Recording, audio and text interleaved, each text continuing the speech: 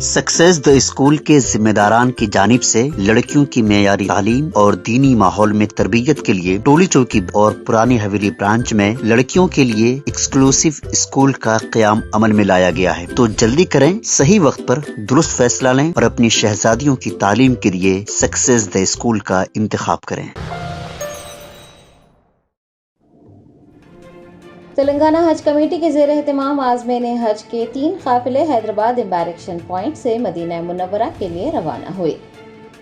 फरीज़ा हज की अदायगी के लिए तेलंगाना हज कमेटी के ज़ेर एहतमाम 8 मई से आज़मीन हज मदीना मुनव्वरा रवाना हो रहे हैं और आज तक यानी 17 मई तक 22 काफ़िलों की रवानगी अमल में लाई गई है। 6380 आज़मीन मदीना मुनव्वरा पहुँच गए हैं।